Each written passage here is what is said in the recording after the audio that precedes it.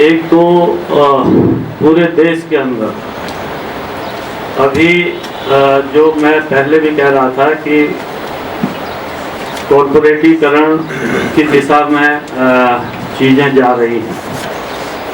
और कॉर्पोरेटीकरण को जैसे हिंदुस्तान में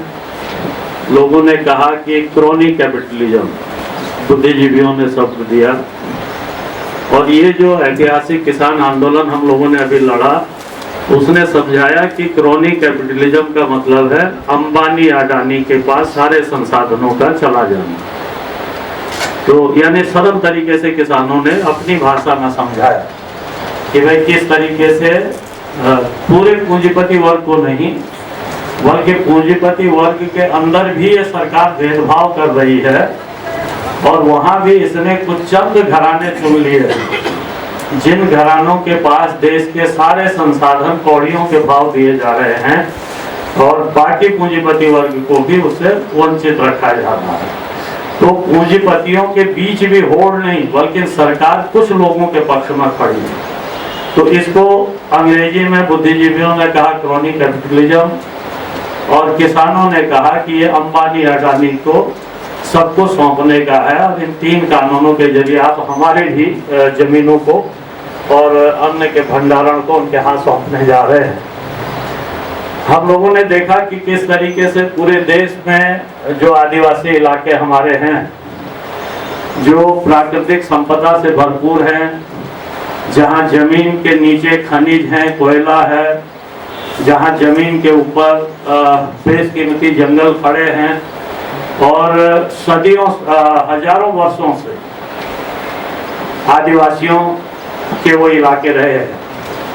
हमारा संविधान, जो पेशा पर भी बात हो रही थी, हमारा संविधान कहता है कि आदिवासी इलाकों की जो ग्राम पंचायतें हैं वो स्थानीय स्वायत्त सरकारें हैं, और बिना उन स्थानीय स्वायत्त सरकारों की इजाजत के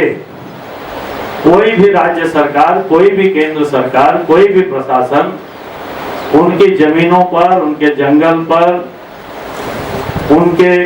संस्कृति पर किसी भी बारे में फैसला नहीं ले सकती। ये फैसला लेने का अधिकार उनको है। लेकिन हम देख रहे हैं कि पूरे देश के अंदर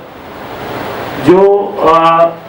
जंगलों की जो संपदा है और जो आदिवासी इलाके हैं, उन्हें बिना वहां की ग्राम पंचायतों से पूछे, बिना उनकी राय लिए, उनको पता भी नहीं होता है। और जब कोई बड़ा पूंजीपति जाकर के उनके गांव की जमीनों को घेरने लगता है, वहां के जंगलों को घेरने लगता है, तब उनको पता चलता है कि केंद्र सरकार ने किसी अडानी को उनकी जमीन दे दी है, उनका जंगल दे दिया है, किसी दूसरे को दे दिया है, और इस तरीके से टकराव जो है फिर वहां शुरू हो रहा है। तो यानी कि पूरे देश के अंदर आप देखें तो जो संविधान, जिसको हम कह रहे थे कि संवैधानिक संस्थाओं को ये सरकार बिल्कुल खत्म कर रही है, उसको हम आदिवासी इलाकों में भी देख रहे हैं कि किस तरीके से बिना वहां की उन ग्राम पंचायतों, जिसको स्वायत्त सरकार का एक किस्म से दर्जा है, उनकी इजाजत के बिना उनके जल, जंगल, जमीन, उनके संसाधनों को सरकार जो है लुटवा रही है। और उनके दमन के लिए वो जो वहाँ दमन हो रहा है, वो दमन पूंजीपतियों के जो उनको उन्होंने संपत्ति सौंपी है, तो उन पूंजीपतियों की हिफाजत के लिए उस जमीन के मालिकों पर हमला कर रही है, जो एक्चुअल में मालिक थे, आदिवासी थे। और यही आज देश भर में आदिवासी इलाकों में जो बड़े टकराव की स्थितियां बनी हैं, इसके यही एक मूल कारण है। अभी सरकार कह रही है कि वो डिजिटल तरीके से भूमि के रिकॉर्ड तैयार कर रही है, और ड्रोन की मदद से, सैटेलाइट की मदद से गांवों के नक्शे तैयार कर रही है, और कह रही है हम आपको संपत्ति का अधिकार देंगे। तो इसको इस रूप में भी देखा जाना चाहिए कि जिस तरीके से देश के अंदर एक किस्म से कॉर्पोरेटीकरण की मुहिम बढ़ रही है, उसी तरीके से वित्तीय पूंजी का भी प्रवेश जीवन के हर क्षेत्र में हो रहा है। जो हमारा जीवन है उसके हर क्षेत्र में वित्तीय पूंजी का प्रवेश कराया जा रहा है। वित्तीय पूंजी क्या है? जैसे बैंक के जरिए ऋण। तो जो वित्तीय पूंजी है उसके जाल में किसानों को फंसा गया, और किसान फंसते फंसते क्या हुआ कि आत्महत्या को मजबूर हुआ कि वो बैंक का कर्ज नहीं दे पा रहा है, जमीन कुर्की होने से उसकी इज्जत उसको लगता है कि दांव पर लग जाएगी, इसलिए वो कुर्की होने से पहले वो आत्महत्या कर दे रहा है। तो ये क्या है, ये वित्तीय पूंजी की घुसपैठ है। वित्तीय पूंजी मतलब बैंक के जरिए जो पूंजी जो है आपको अपने जाल में फंसा रही है। और उसी तरीके से माइक्रो फाइनेंस करके एक बड़ी योजना प्राइवेट वित्तीय कंपनियों के जरिए सरकार ने जगह जगह जो है पूरे देश भर में चलाई है, और उसके जरिए लोगों को फांसा है। 10-10 हजार 20-20 हजार के ऋण ग्रामीण महिलाओं को दिलाए हैं कि तुम बचत गट कर, हाँ, कि तुम जो है अपना कुछ काम धंधा इसके जरिए करो, अपना खुद का जो है रोजगार जो है सृजित करो। और ये करके देखिए तो पंजाब के अंदर हम लोगों ने अभी माइक्रो फाइनेंस के सवाल पर महिलाओं के बहुत जबरदस्त आंदोलनों का नेतृत्व किया। 20-20 हजार 10-10 हजार की बड़ी बड़ी रैलियां जिलों में हमने माइक्रो फाइनेंस के जाल में जिन महिलाओं को फंसा गया था और कोविड दौर में वो कर्ज नहीं चुका पाई और उनके घर के बर्तन तक उठाने के लिए कंपनी के लोग आ गए, तो उस लड़ाई को हम लोगों ने लड़ा। तो अभी क्या हो रहा है कि अभी वहाँ वो कंपनियां, जब हम लोगों ने ये लड़ाई लड़ी और हमने कहा कि भाई तुम लाखों लाख करोड़ रुपया जो है बड़े कॉर्पोरेट घराने बैंकों का हड़प करके चले जा रहे हैं, बैठे हुए हैं, उनके लिए तुम कोई कार्रवाई नहीं करते, और ये जो 10-10 हजार रुपए का लोन ली हुई महिला है इनके घर के बर्तन उठाओगे। तो जब इस पर हम लोगों ने लड़ाई लड़ी है तो इधर 2 साल से तो हम लोगों ने रोका था उसको, लेकिन अब पता चल रहा है, अभी मैं पंजाब के दौरे पर गया था तो मीटिंगों में महिलाएं बता रही थी कि अब कोर्ट के जरिए जो है समन भेजना शुरू कर दिया कंपनियों ने कि भाई कोर्ट जो है हमारा पैसा दिलवाए इनसे, और वो जो एग्रीमेंट उनसे किया है उस एग्रीमेंट को वो जो है वहाँ कोर्ट में दिखा रहे हैं। तो इसी तरीके से ये जो संपत्ति का मालिकाना जिसको सरकार कह रही है, मोदी सरकार बड़ी जोर शोर से प्रचार कर रही है कि जो आदिवासियों की झोपड़ी थी, जो गांव के गरीबों की झोपड़ी थी, दलितों की झोपड़ी थी, वो चाहे किसी जमीन में बसे हैं, उनके पास मालिकाने का कागज नहीं है। हम ड्रोन से सर्वे कराएंगे और हर किसी को मालिकाने का दस्तावेज देंगे। तो ये जो मालिकाने का दस्तावेज आपको देने जा रहे हैं, इस मालिकाने के दस्तावेज से क्या होगा? इससे आपको उस झोपड़ी का मालिक तो बनाया जाएगा, लेकिन जिस वित्तीय पूंजी के जाल में फिर आपको फांसने की योजनाएं हैं, उसमें फिर उस झोपड़ी के कागज को गिरवी रख लिया जाएगा। उस समय जब वो 10 हजार का लोन देंगे, 20 हजार का लोन देंगे, तो वो उस झोपड़ी के कागज को रख लेंगे और अंततः उस झोपड़ी को जो है नीलाम कराने का या उसको जब्त कराने का अधिकार अपने हाथ में पा लेंगे। तो एक तो इसके पीछे ये साजिश है। दूसरी साजिशें ये हैं कि ये अभी जो नए पर्यावरणीय कानून आ रहे हैं, नए वन कानून आ रहे हैं, उसमें वन अधिकार लोगों के खत्म किए जा रहे हैं। सरकार एक जो 1927 का वन कानून था जो इस देश के अंदर अभी भी लागू है, उस वन कानून का संशोधन लेकर के आई है आज से 3 साल पहले। और क्योंकि बीच में कोविड आ गया, वो अभी अटका हुआ है, उसको अभी संसद में उसने पारित नहीं किया, लेकिन हम लोगों ने, हमारे संगठन ने और हम जैसे तमाम लोगों ने मिल करके हम लोगों ने उसका विरोध किया था पूरे देश भर में। तो केंद्र सरकार ने क्या किया, एक प्रारूप तैयार किया है और उसने उस वन कानून में संशोधन ये किया है, जिसको हमारे आदिवासी इलाके के साथियों को जानना जरूरी है। उसमें संशोधन ये है कि अब सरकार वन अधिकार सारे खत्म करने जा रही है लोगों के। वो ये कह रही है कि जिन लोगों को वन भूमि में जो बसे हुए लोग हैं और जमीनें उनके नाम नहीं हैं, अब आगे से उनको जमीनों पर मालिकाना नहीं मिलेगा और उन जमीनों से उनको कभी भी खदेड़ दिया जाएगा और उसके लिए आप कोर्ट के शरण में भी फिर नहीं जा पाएंगे। उस कानून में जो प्रावधान है कि आपको कोर्ट से भी कोई मदद नहीं मिलेगी, कोई कोर्ट जो है आपको मदद नहीं करेगी, कोर्ट में जाने का प्रावधान खत्म कर दिया जा रहा है। दूसरा ये किया जा रहा है कि जो वन विभाग के अधिकारी हैं वही आपके खिलाफ कंप्लेंट करेंगे और वही आपके जज भी होंगे। डीएफओ को मजिस्ट्रेट की पावर दे दी गई है। तो फैसला भी वही आपके लिए देंगे, न्याय भी वही करेंगे, आरोप भी वही लगाएंगे। और मैक्सिमम आप जो है ज़्यादा से ज़्यादा आप अगर डीएफओ के आदेश से अगर संतुष्ट नहीं हैं तो आप कंजर्वेटर तक अपनी अपील लेकर के जा पाएंगे, और कंजर्वेटर ने भी अगर आपके खिलाफ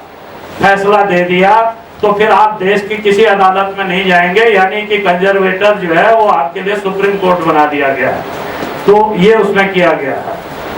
उसमें क्या किया गया है कि जो वन अपराध हैं,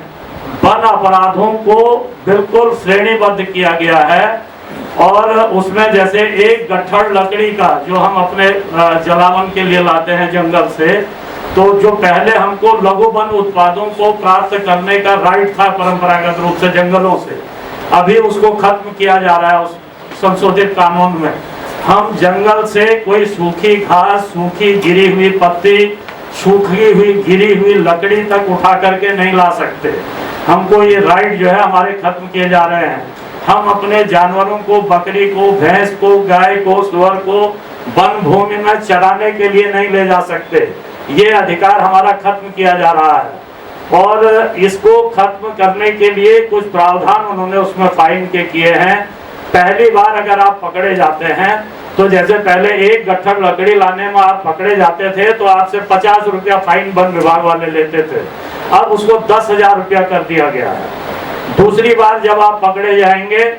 तो फिर आपका फाइन जो है बढ़ा दिया गया है, और वो फाइन 10,000 से लेकर के 1,00,000 रुपए तक जो है फाइन की रकम कर दी गई है। और 1 महीने से लेकर के 3 महीने तक की जो है सजा का भी उसमें जो है प्रावधान कर दिया गया है। तो ये जो है इस तरीके के नए वन कानून आ रहे हैं। और जो सैटेलाइट से जो वो चित्र लेंगे गाँव का, उसमें वो कह रहे हैं कि जहां लगभग 60-65% जमीन में हमको पेड़ पौधे दिखेंगे, यानी कि जंगल जैसी स्थिति दिखेगी, वो अगर लोगों की निजी भूमि भी है तो 12 हेक्टेयर क्षेत्र अगर उनको ऐसा कहीं भी दिख गया सैटेलाइट चित्रों में, वो चाहे गांव के लोगों की अपनी निजी भूमि है, अगर उसमें पेड़ और झाड़ियां उनको दिखाई दे गई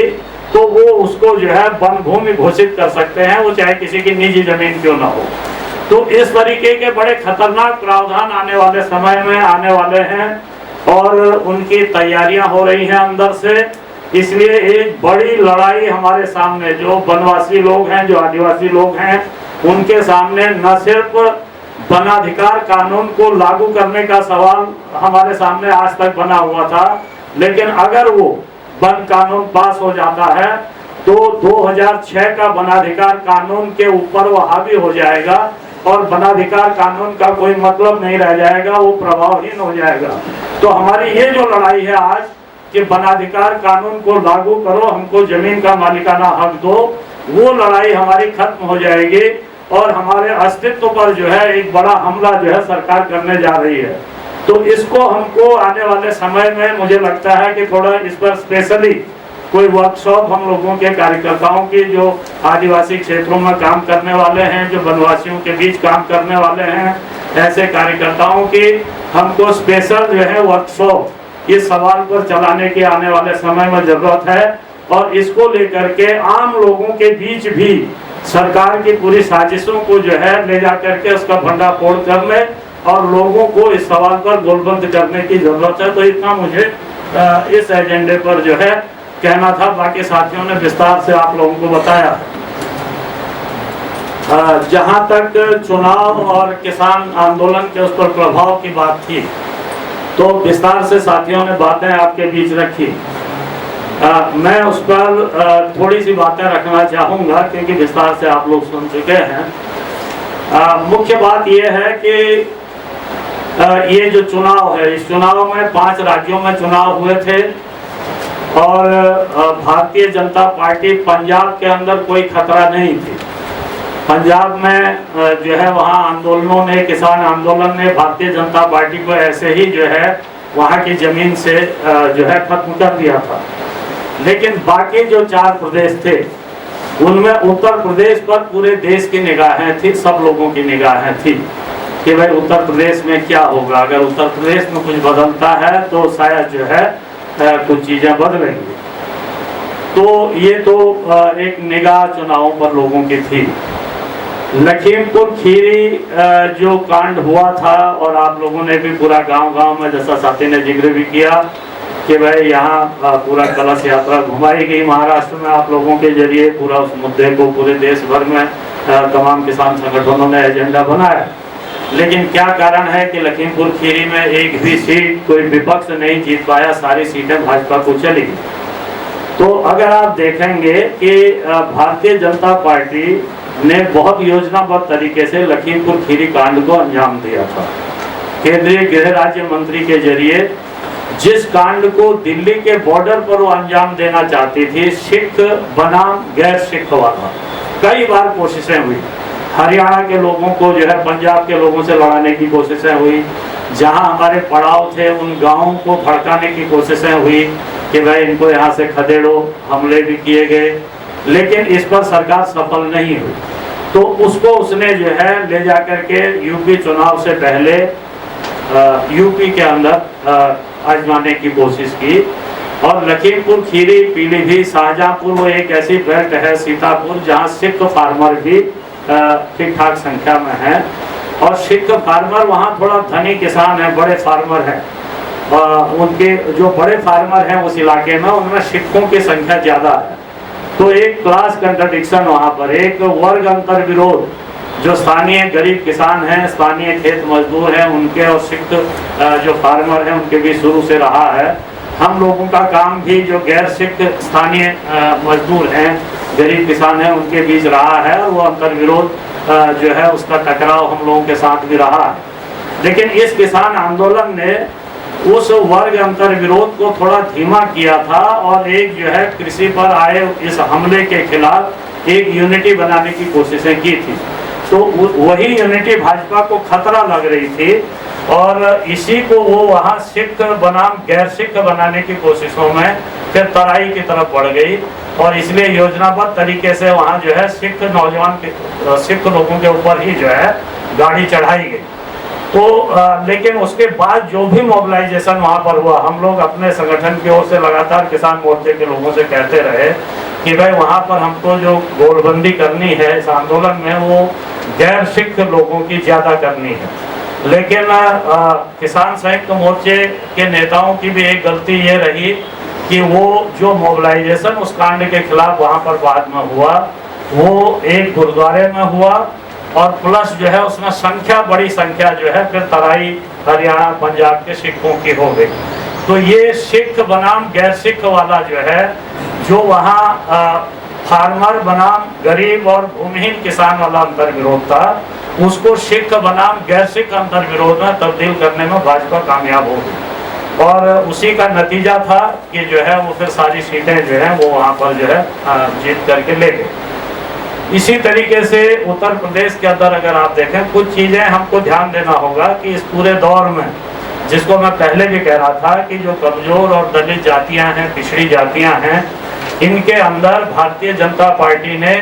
योजनाबद्ध तरीके से अपने आधार का, आरएसएस ने अपने आधार का निर्माण किया है और उनका नए तरीके से हिंदूकरण किया। तो अगर आप देखेंगे तो पूरे देश के अंदर, पता नहीं महाराष्ट्र में वो कितना लागू होता है, महाराष्ट्र की एक अलग स्थिति भी है, लेकिन बाकी देश में हम देख रहे हैं कि भारतीय जनता पार्टी और आरएसएस ने जो है वो पिछड़ी जातियों के अंदर, दलित जातियों के अंदर अपने आधार का काफी विस्तार किया है, और उनको कट्टर हिंदू तबके के रूप में जो है संगठित करने में बड़ी कामयाबी पाई है। और इसको आप इस रूप में भी देख सकते हैं कि जब हम कह रहे हैं कि निजीकरण की बयार चल रही है, अभी क्या हो रहा है, अभी सरकारी और सार्वजनिक संस्थानों का निजीकरण हो रहा है, और सरकारी पदों को भरने की जो डिमांड बेरोजगार नौजवानों की है, तो भारतीय जनता पार्टी की सरकारें क्या कर रही हैं कि जो 3 साल पुराने रिक्त पद हैं उन्हीं को समाप्त कर दे रही है, पद समाप्त किए जा रहे हैं। और जब पद समाप्त हो जाएंगे तो न जनरल भर्ती होगी, न रिजर्वेशन वाली भर्ती होगी, और जब सरकारी और सार्वजनिक संस्थानों का निजीकरण हो जाएगा तो आरक्षण अपने आप खत्म हो जाएगा। लेकिन आप देखिए पूरे देश भर में हमारा जो ट्रेड यूनियन आंदोलन है, ट्रेड यूनियन आंदोलन में एक दौर में उनका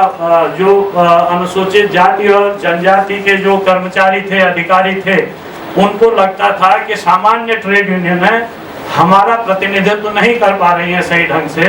इसलिए अनुसूचित जाति और जनजाति की अलग से भी ट्रेड यूनियन है हर विभाग में और पूरे देश में बने। उनके राज्य स्तरीय और राष्ट्रीय स्तर के फेडरेशन भी बने हैं। लेकिन आप देखिए जब निजीकरण की बयार बह रही है, जब निजीकरण के जरिए सार्वजनिक और सरकारी संस्थान खत्म होने से आरक्षण खत्म हो जा रहा है, तो उनकी कोई वॉइस नहीं बन पा रही है। जब पद खत्म हो जा रहे हैं उनकी भी कोई वॉइस नहीं बन पा रही है, जबकि सबसे ज्यादा आवाज वहां से उठनी चाहिए थी। क्योंकि आज अगर दलितों के अंदर से, जनजातियों के अंदर से, कमजोर तबकों के अंदर से अगर थोड़ा भी समाज आगे बढ़ा है तो उसके दो कारण हैं। एक कारण था कि शिक्षा का अधिकार मिला संविधान के जरिए,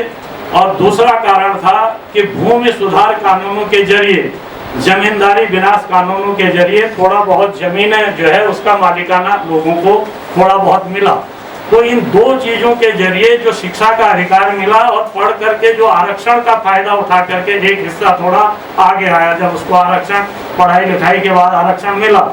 तो ये जो आगे बढ़े हैं, जो भी हिस्सा आगे बढ़ा है, वो हिस्सा अगर अब जो वंचित होने जा रहा है उस सबसे, आपको तो मिल गया लेकिन बाकी तो वंचित हो रहे हैं, तो उसके लिए वो आवाज उठाने की स्थिति में नहीं है। यानी कि जो सत्ता प्रतिष्ठान है उनके साथ उन्होंने ऐसे रिश्ते बना दिए हैं कि वो उन रिश्तों में ऐसे बंधे हुए हैं कि अब उनको अपने क्लास का इंटरेस्ट नहीं दिख रहा है, अपने वर्ग का हित नहीं दिख रहा। तो एक तो ये आप देख सकते हैं ट्रेड यूनियन मूवमेंट में भी, और जनरली भी देखेंगे तो पूरा ट्रेड यूनियन आंदोलन आज देश का जो है वो रक्षात्मक लड़ाई लड़ रहा है, वो आक्रामक लड़ाई नहीं लड़ रहा है, वो रक्षात्मक लड़ाई लड़ रहा है। और जब तक वो एक आक्रामक लड़ाई की तरफ नहीं आता है निजीकरण और कॉर्पोरेटीकरण के खिलाफ, और जब तक वो एक राजनीतिक दावेदारी की लड़ाई की तरफ नहीं बढ़ता है, तब तक चीजें जो है ऐसे फंसी रहेंगी। दूसरा जो है, जितने भी इस दौर में, महाराष्ट्र की बात मैं ज्यादा नहीं जानता हूँ, लेकिन बाकी जितने भी प्रदेशों में मैं देख रहा हूँ, वो ये देख रहा हूँ कि इस दौर में जितने भी जो अम्बेडकराइट अपने आप को बोलने वाले संगठन या पार्टियां हैं, या जो है बौद्ध संगठन भी हैं, उनकी नजदीकी आरएसएस और भाजपा के साथ बनी है। या तो उनकी नजदीकी बनी है, या फिर वो भाजपा आरएसएस के इस उभार के दौर में बिल्कुल साइलेंट बैठे हुए हैं। तो उनकी तरफ से कोई एक जो प्रतिरोध होता है, जो विरोध होता है, वो जो है इस दौर में दिखाई नहीं देता है। तो उत्तर प्रदेश के चुनावों में भी हम लोगों ने इस चीज को पूरी तरीके से महसूस किया, और इसीलिए जो बसपा का ग्राफ गिरा है, बसपा का ग्राफ इसीलिए गिरा कि पिछले 5 साल बसपा ने भारतीय जनता पार्टी की सरकार के खिलाफ उस राज्य के अंदर जो दलित उत्पीड़न हो रहा था, महिला उत्पीड़न हो रहा था, जो तमाम अल्पसंख्यकों पर हमले हो रहे थे और नागरिक अधिकार आंदोलनों पर हमले हो रहे थे, उसके खिलाफ चुप्पी साध करके बसपा बैठी रही। और उसका नतीजा हुआ कि वो उसके पूरे सोशल बेस में जो है भाजपा आरएसएस ने घुसपैठ की। और ये जो बस सपा थी, सपा भी पौने 5 साल तक, वो चुनाव से 3 महीने पहले एक्टिव हुई है, पौने 5 साल तक समाजवादी पार्टी भी उत्तर प्रदेश के अंदर सरकार के दमन से अपने को बचाने के लिए चुपचाप बैठी रही, वो सिर्फ चुनाव के समय आई। तो इसलिए जो है अगर हम देखेंगे तो विपक्ष जो है वहाँ कहीं लड़ता हुआ दिख ही नहीं रहा था यूपी के अंदर। और जब विपक्ष लड़ता हुआ नहीं दिख रहा था तो इस चुनाव में जो कुछ भी मिला है, दरअसल में वो मजदूर किसान आंदोलनों की बदौलत ही उनको मिला है। अगर सपा के वोटों में वृद्धि हुई है, सपा की सीटों में वृद्धि हुई है, तो इस बात को उनको भी स्वीकार करना पड़ा है कि भाई ये उन आंदोलनों की बदौलत ही उनको मिला है। और अगर वो पहले से एक्टिव होते तो शायद स्थिति जो है वहाँ बदल भी सकती थी उत्तर प्रदेश के अंदर। लेकिन एक तो विपक्ष की एकजुटता का ना होना, और इसके पीछे अगर आप सही मायने में कहें तो उत्तर प्रदेश के इस चुनाव में ये दिखा दिया है कि समाजवादी पार्टी नए दौर में फिर मंडल ध्रुवीकरण के जरिए भाजपा को शिकस्त देना चाहती थी। और इसलिए उसने जो पूरा जोर दिया वो दिया सिर्फ पिछड़ी जातियों की गोलबंदी पर, पिछड़ी जाति समूहों को अपने साथ जोड़ने पर, और इसलिए उसने लेफ्ट के साथ भी कोई वहाँ जो है मोर्चा बनाने से परहेज किया, कांग्रेस से भी मोर्चा बनाने से परहेज किया, और उसको लगा कि शायद जो है ये जो पिछड़ी जातियों की गोलबंदी है, मंडल की जो ताकतें हैं, उनको अगर हम गोलबंद कर लेंगे तो शायद जो है हम भाजपा को शिकस्त दे देंगे। लेकिन ये प्रमाणित इस चुनाव से हुआ कि जो मंडल का जो नए तरीके से गोलबंदी करके भाजपा आरएसएस को शिकस्त देने की जो उनकी कोशिश थी, वो कोशिशें जो है कहीं से भी कामयाब नहीं हुई। और जिस उत्तर प्रदेश के अंदर आज से 30 साल पहले से ये सोचना भी लोगों ने बंद कर दिया था कि कभी यूपी जैसे राज्य में कोई सवर्ण अब कभी मुख्यमंत्री बन पाएगा, हम देख रहे हैं कि उस राज्य के अंदर दोबारा जो है एक राजपूत बिरादरी से आने वाला जो है व्यक्ति दोबारा मुख्यमंत्री जो है वहाँ पर बना है। तो इसलिए जो मंडल समीकरणों के जरिए अगर भाजपा आरएसएस जैसी ताकत को शिकस्त देने की जो कल्पना है, वो कल्पना मुझे नहीं लगता, या जनरली जो दिखाई दिया है वो अब कामयाब होने नहीं जा रहा है। इसलिए जो है अगर उसको शिकस्त देनी है तो मजदूर किसानों के, आदिवासियों के और ग्रामीण गरीबों के जो आंदोलन हैं, उन आंदोलनों के जरिए ही प्रतिरोध की एक नई ताकत हमको खड़ी करनी पड़ेगी,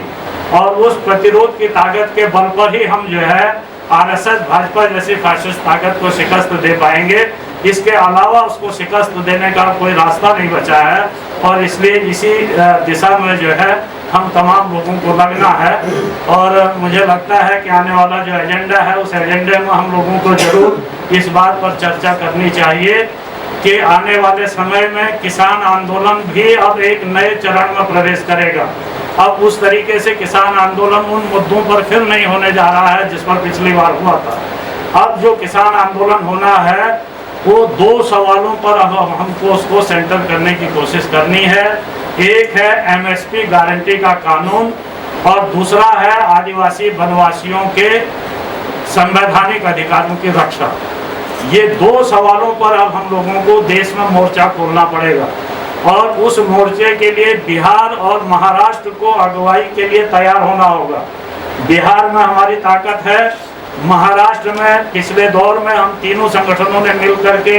ये साबित किया है कि अब महाराष्ट्र के अंदर अगर हम संकल्प ले लें तो महाराष्ट्र के अंदर भी हम एक प्रमुख ताकत किसान आंदोलन की,